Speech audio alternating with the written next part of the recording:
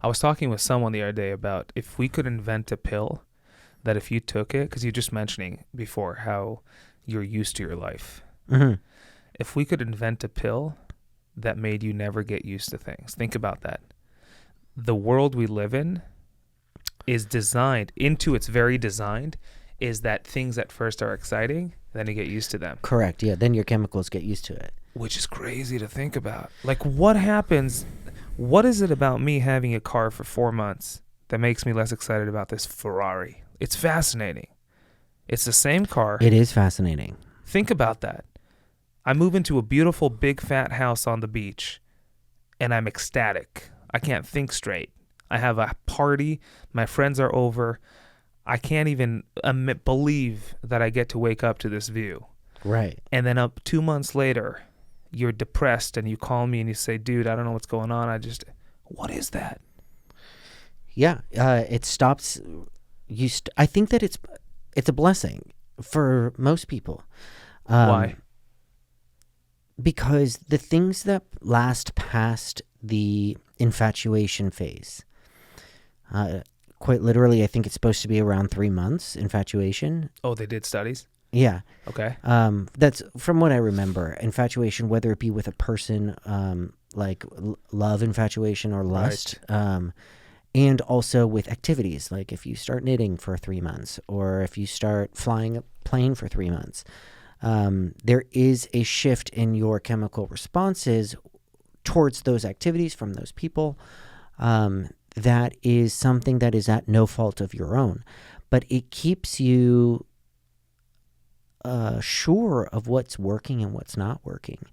So at 3 months, I don't really like dating this person. And Interesting. I can make a decision. I do want to, I do like spending time with them. And they're a good person. And I'm at the time in my life where I think that I want to be with someone like that. I'm going to make the decision to be with this person. Interesting. So, like, the chemical change that's happening or the way that you're getting used to something is your body's way to kind of figure out, okay, is it time to move on to something else? Is this not working for me? Or is this working for me and I want to continue with it? Flying an airplane is hard. Like, after 3 months, you get pretty tired of it. And nothing is easy anymore. You're right at the spot where it's like, well, for me, in terms of like, I was flying twice a week, and doing a ground lesson once a week too.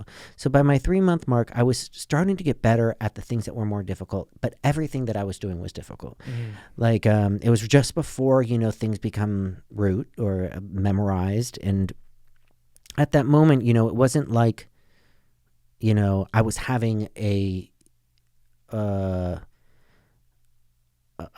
surge of dopamine every time I was flying. Right. It was more so like, oh, I want to get better at this. This is something that I need to get better at. This is something that I really am interested in beyond infatuation, beyond that dopamine level. It's that curiosity stood and it will stay.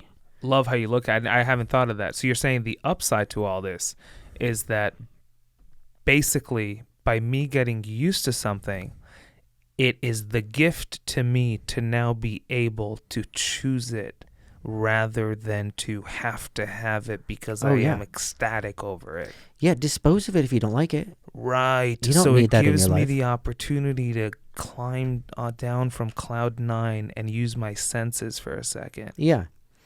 I like that. So that's an upside. And it happens a lot with me. Like, I played the ukulele for 3 months. I knitted for 3 months. I can paint. Specifically 3 month mark. You find around there. Around there. Around there. And I go back to these things too. I go back to playing the guitar. I go back to hiking. I go back to painting. I go back to playing the piano. These aren't things that I don't like to do, but at a certain point, I find things that I want to do more.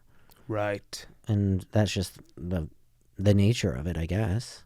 There's no point in doing something that you're not going to, just don't spend a lot of money on it. I started getting better at that. I was like, maybe I won't buy like a severely expensive ukulele made of, some rare wood. Right. I'm just going to buy like a plastic And then try it and try it. and see how I And like then it. thank God that plastic thing is under the bed instead of some expensive ukulele.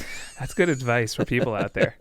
Yeah. I wasn't like that as a kid. Don't go for a G-Wagon. Buy a Rubicon. Mhm. And then if you don't like a Jeep, you just have you're stuck with a Rubicon. And then you don't have a G-Wagon.